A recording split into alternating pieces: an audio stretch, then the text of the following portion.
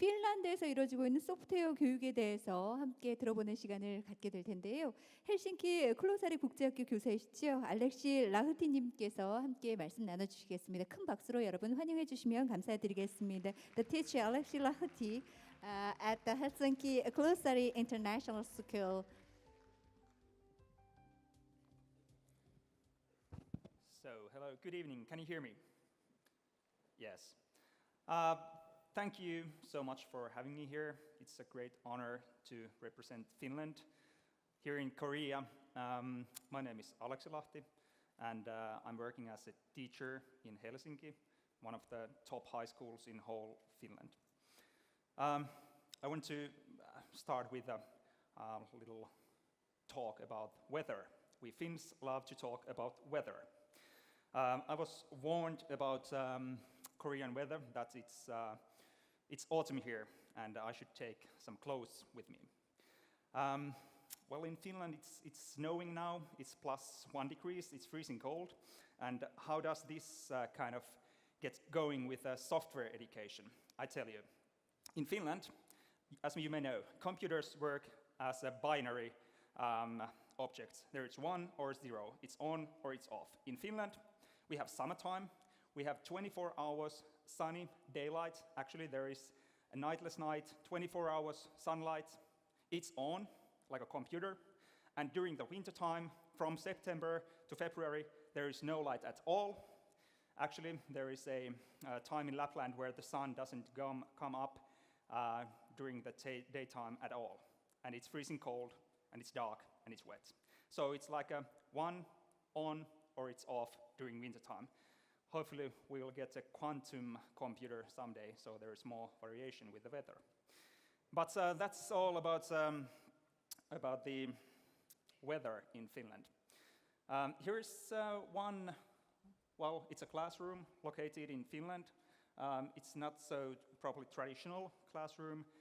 This is kind of the way we're trying to get our classes and our education system going on. We're going towards kind of informal learning. So, here in briefly my background, I'm working as a teacher in secondary and upper secondary school, teaching ICT and civics. So I have a kind of strong hands-on experience. How do we combine ICT, for example, to civics, not only to computer classes. Moreover, I'm working as a teacher trainer in the University of Turku, and as we were talking about the in-service teacher training, we have just launched a teacher specialization program in Finland, 60 ETCS, for teachers who are teaching in primary, secondary, or upper secondary schools. This is not only for computer science teachers, but this is aimed for every teacher in every school sections. So, as we heard from greetings from New Zealand, probably someone from the Ministry of Education in Finland has visited New Zealand because we have kind of same themes as Caitlin was presenting. Here is a real classroom activity going on in Finland. This is a chemistry class, kind of combining ICT and 3D modeling with a rather informal concept. As you may see, this is a normal classroom situation. The benches are colorful, and people are sitting wherever they want. Moreover, they are using computers and 3D modeling to kind of get pictures about the chemistry and about the subject matter they are handling about. In Finland, the technology is, and software education in general, is being included in all subjects. So here is a difference between, for example, States or UK, where you have a kind of computer science subject. In Finland, actually, we don't have any more computer science. We used to have computer science 15 years ago, but at the moment, we are thinking that we should teach ICT, and for example, these applications such as Microsoft Word and PowerPoint in every subject. So, we're using ICT in all schools from primary to upper secondary schools. Well, how are we doing this? We have a few key themes in our national curriculum. First, and kind of the main idea, is to focus our teaching to student-centered learning. This means that teacher kind of and teaching methods are not no more kind of teacher-centered, so that teacher isn't anymore there to teach and students have to only sit quietly on their places, but the students are allowed and supposed to collaborate and talk with each other, and teacher is only working as a mentor or as an instructor for students, and students have to find their path using, for example, computational thinking to their goal and find the solve for their problem. Moreover, we have this multiliteracy, which refers, for example, to abilities to find information from Google. For example, my students, if I ask them to find information, they usually ask, why do I go to the second search page of the Google? They assume that the information can be found from the first link in Google. And from the point of research, we know that, for example, the multiliteracy and the abilities to understand the information that is provided to internet is declining at the moment. And we know that, for example, this information has been produced to internet and our students can't kind of find the right information. They cannot get the key points of the text they read online. And this is something that we want to kind of focus, for example, on languages, such as our home languages as Finnish. Moreover, we are using more and more data analysis in personalized learning, which means that we try to find ways for our students to kind of find their own way to solve the problem. There is not only one solution to, for example, history questions or mathematics questions. There are many ways kind of to get to your goal. And in here, we're using software to collect the data and collect the information for our teacher to kind of give the best instructions the student is needed. Moreover, subject integration is once again here. Cross-curricular activities are included in Finland. For example, I'm at the moment collaborating with a physics teacher, languages teacher, and physical education teacher. We have a kind of course which includes all these subjects. And in Finland, as I told before, the student is seen as an actor, as an active learner. And all of this and how software is kind of included to all of these packages or to this package, that software is only a tool for engaging learning. So we use software to engage our students to learning process. What do we do with this? Why do we globally kind of try to get all best practices from all around the world to teach software? Here is a rather concrete example. Probably I assume that everybody recognizes the old fellow Nokia Blue Beast from Finland. Nokia, it was our diamond. 10 years ago, it was bigger than Apple and Samsung together. One of the most valuable brands in whole world 10 years ago. And now, what do we have? We had over 16,000 employees. In Finland, Nokia was our biggest company in whole world. Actually, it was giving money for even municipalities in forms of taxes to build new schools and so on. The effects of Nokia was huge. What happened? Nowadays, we don't have Nokia anymore in Finland. It was sold to Microsoft with a small price.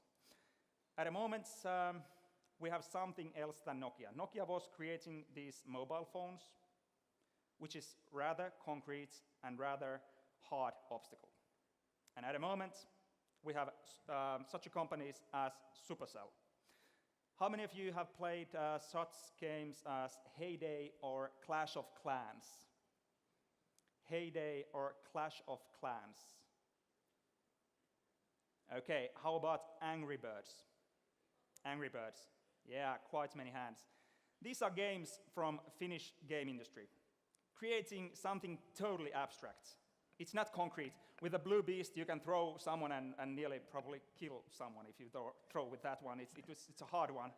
But with a game made, for example, by Supercell, it's totally abstract. You cannot throw with the Angry Bird someone. It's in a game or Clash of Clans. And the point here is that 60,000 employees globally worked for Nokia, and Supercell was able to make, with a Clash of Clans and Heyday, over 3 million profit per one employee with 100 employees. And here we go back to, for example, Thomas Frey's predictions that a lot of work to be done shall be kind of vanishing from this world. Unfortunately, it transforms.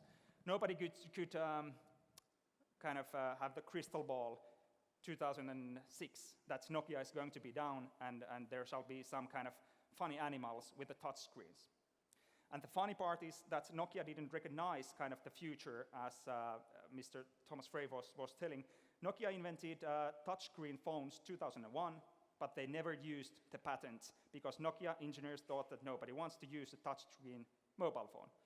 5 years later, Apple comes in with the iPhone. Hello, here we have a kind of touchscreen phone. Everybody loses their mind.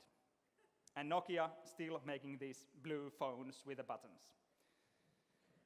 And here's probably a rather concrete example from our society. This has really affected to our Finnish society. And here we go with the Angry Birds, made by Rovio, different company, but still from Finland. Yeah, but here we go. Okay, from creating something physical, something concrete, we are going towards to creating something totally abstract, something totally, things that crave more creativity than before. Let's see, here we go. And here's one setup from actually from my class where we have this group of 4 students trying to collaborate and solve a problem together, not by themselves, but always with a group. Because in work life, you have to be able to collaborate. You shall have probably globalized team to which you're working with. And point is here, from passive learning, from there that these 4 students would be sitting in front of me and I'd be telling them things. Here we go to a situation where our students try to find, using, for example, internet and Google and laptops, answers to their questions or problems. And here we move from passive to more engaging and more active learning process.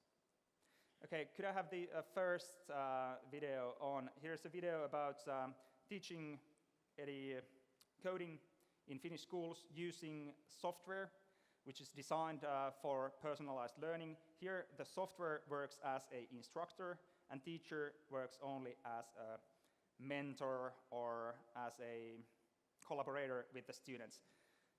Could I please have the first video from the YouTube? This is in Finnish, but the subtitles are in English. Let's see if we need. Olen Mikko Lahti Turun yliopiston IT-laitokselta ja vedän Ville-tiimin tutkimusryhmää. Meidän ryhmä on luonut matematiikan ja ohjelmoinnin sähköisen opintopolun alakoulusta yliopisto-opintojen loppuun saakka. Alakoulussa ohjelmoinnin opetus on integroituna osaksi matematiikan oppitunteja, kun taas yläkoulussa ja lukiossa meillä on tarjolla useita erillisiä ohjelmointikursseja.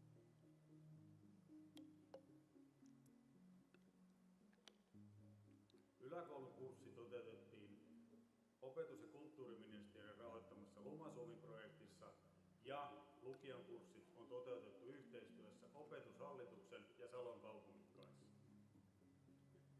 Meillä on Ville-tiimissä vuosien kokemus ohjelmoinnin opettamisesta, sen opetuksen tutkimuksesta ja opetusteknologiasta. Ja niinpä nämä ohjelmointikurssit onkin suunniteltu siten, että ne hyödyntää viimeisimpiä tieteellisesti todistettuja opetusmenetelmiä. Lisäksi me ollaan suunniteltu nämä kurssit siten, että opettajat voi ottaa ne välittömästi käyttöön omassa opetuksessaan.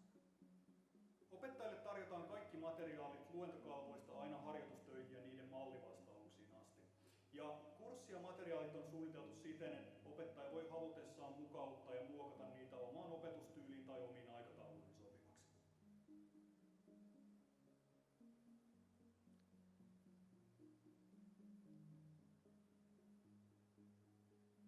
Kurssien kantavana ideana on hyödyntää aktiivista oppimista. Meidän periaatteena on aina ollut se, että ohjelmoimaan ei opi kuin ohjelmoimalla. Ja tämän takia opiskelijat käyttää valtaosan ajastaan kurssilla tehtävien omatoimiseen tekemiseen. Ohjelmointikurssit jakautuu 7 moduuliin. Ja jokainen moduuli jakautuu edelleen 3 oppituntiin. Eli luentoon, tutoriaaliin ja harjoitustyöhön. Kurssilla hyödynnetään tutoriaalipohjaista opetusta. Tämän tutoriaalipohjaisen opetuksen ideana on, että opiskelijat joko pareittain tai pienryhmissä tekee automaattisesti arvioituja tehtäviä. Lisäksi tavoitteena on se, että me saadaan ne opiskelijat keskustelemaan siitä opetettavasta aiheesta sen tutoriaalin ajan. Oppilaista on ollut hirveän mukavaa se, että nämä jutut on ollut koneella sillä tavoin, että kun niitä konetehtäviä tehdään, niin palautteen saa heti. Ja sitten tässä on myöskin ollut nämä tutoriaalit, jotka suurimmaksi osaksi on tehty pareittain. Eli niistä kokemuksista on ollut erittäin hyvää. Pari- ja pienryhmätyöskentely on muutenkin kurssilla vahvassa roolissa. Useiden tutkimusten mukaan pariohjelmointi parantaa oppimistuloksia merkittävästi. Kyllä ihan lähtötaso on nollasta, että monet ohjelmoi ensimmäistä kertaa elämässään. Ja sinänsä just hyvä, että niissä tehtävissä voi yrittää uudelleen ja uudelleen, että tavallaan yrityksen ja erehdyksen kautta oppii. No se on ollut kyllä erilaista, että meillä on ollut nyt käytössä tämmöinen hyvä alusta. Aikaisemmin me on menty sitten pelkästään niin kuin papereiden avulla ja luentoon. Nämä harjoitustehtävät on ollut sitten suoraan niin sanottuja konetehtäviä. Nyt tässä on kuitenkin ollut tämä Ville-alusta, niin kyllä me on koettu se erittäin hyväksi. Onhan tämä niin silleen paljon monipuolisempi, että on nämä tutoriaalit ja kaikki löytyy oikeastaan saman kirjautumiskynnyksen alta koko kurssi ja kaikki materiaalit. Here's Finnish passion coming from through the teachers.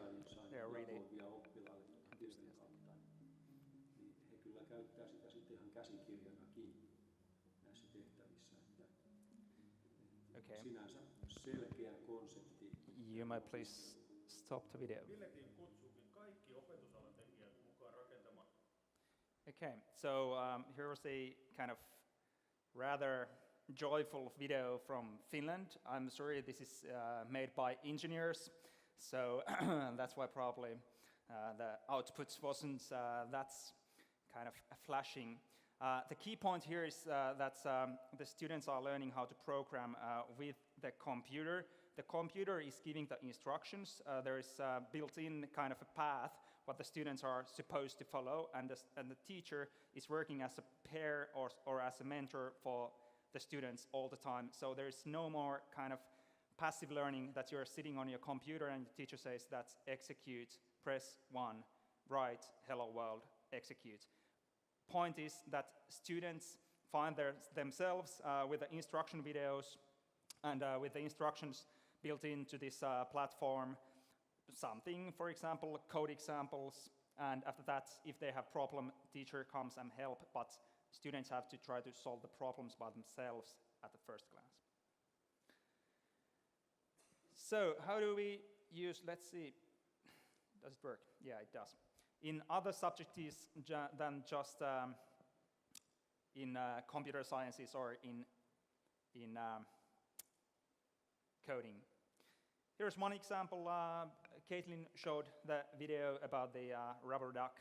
We're using green screen techniques, for example, in languages, trying to kind of use the software to represent to our students that they are capable to use and present something digitally. They don't have to be coders to make great presentation. It's enough that they have ready software, ready to use software. But we want to show our students that there are no kind of limits with the digital world on your self-expression. So you can make, for example, a picture of yourself standing in a jungle, if you're talking about tigers. Moreover, we have these kind of hands-on experiences, for example, 3D modeling with biology, and here inquiry-based learning with electricity. could I please have my assistant start to play with the electricity circuits? Here's kind of a point. You can drag and drop basic elements. Here are batteries. That is a lamp. You can drag and drop, make kind of perceptions how the lamp is working. And there is now a 5-volt lamp, and there is a power. My assistant is working with the power. When we take some power off, or you are getting it in, it should be exploding now. The point is that our students can learn by trial and error with the software about physics at home, how this thing could be kind of, or problem could be solved. Same things could be done with normal wires and batteries in the classroom, but the problem is that the wires and the batteries are in classroom. When our students go home, they cannot train, they have paperback books and notebooks, they don't move, they are not simulations, there is nothing concrete. But here is one example about software, how students can have a kind of hands-on experiences about physics and about STEM subjects also at home. Yes, can you please change to this one? These changes, what I've been talking about, they are handling about primary school and secondary and upper secondary school. Probably the biggest change in our upper secondary school is the electronic matriculation examination, which is the final test for our kids who are graduating from high school or upper secondary school. So we have these national tests. They have been made past 100 years with paper and pen, and from this year on, it shall be done fully electronically. And this, once again, gives us more tools to test our students. For example, in geography, we can use videos of avalanches. Students have to draw their own charts, just as they have to do when they go to university and when they go to work life. And we can use, for example, video materials, authentic web pages in languages, real kind of situations where you face, for example, the language questions. And well, this is going to be really, really big game changer in our upper secondary school studies. Hopefully everything is going well, and for example, mathematics gets all the software taught to our students. But here was a question about the application education here in Korea, that are you educating Word and PowerPoint and Excel and so on. In Finland, we're supposed to teach these applications in every subject. For example, in civics, we have to be able to draw diagrams electronically. And that means that I have to be able to tell my students how to do it. To get back to kind of software and coding, also coding is compulsory in Finnish elementary schools. This is a big game changer also, but this is only one kind of track with our digitalization of our schools. And it's not well, here's one example. Here's the Zora robot. I'm not sure if Zora is from Japan or from Korea. I'm sorry, I just know that it's from Asia. But here is a small robot called Zora, which is programmable. So you can program Zora, for example, to dance. And we're using also these STEAM projects where the mathematics and physics and coding meets with the arts designing, so that we can get the creativity out of our students. Could you please play the first one, coding as a compulsory subject? It's a rather short video.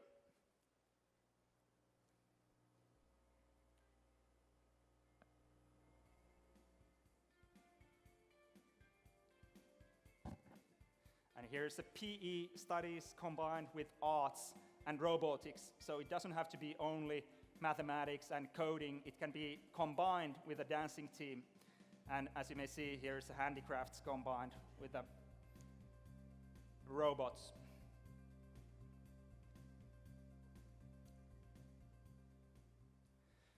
And this is something really engaging for students, as Caitlin told, the younger kids, they're really enthusiastic towards kind of first using handicrafts to make their own animals or trees, and then building up a robot, then designing a dance, which they dance by themselves, and then designing a robot that can kind of follow up the dance moves.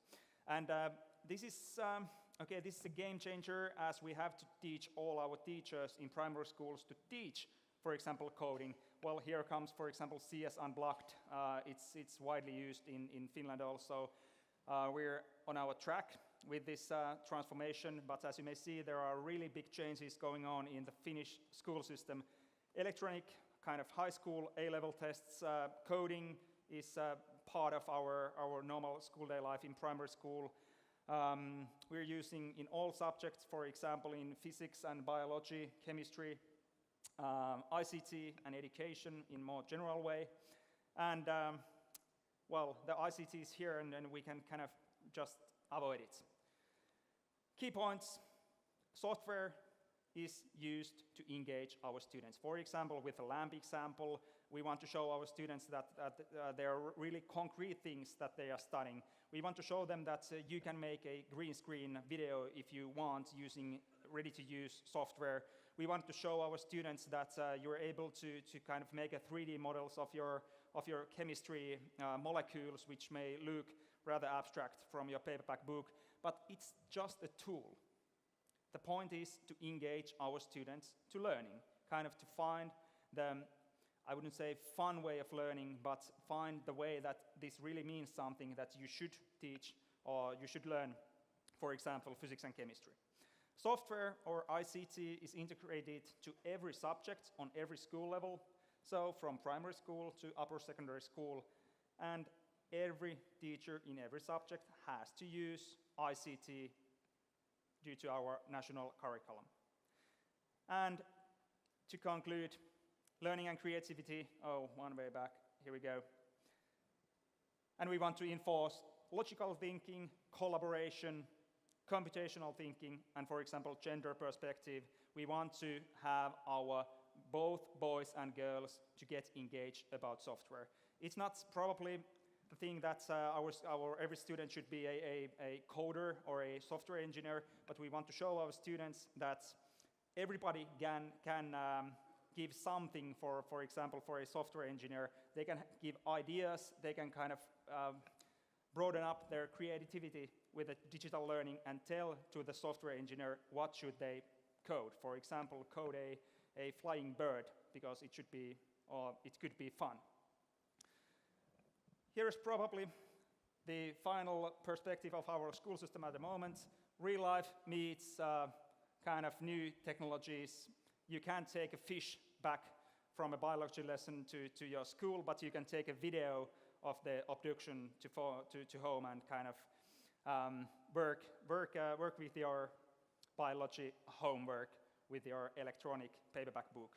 Hopefully nobody takes a dead fish with a notebook back home, and here we go. After 3 years, it would be awful.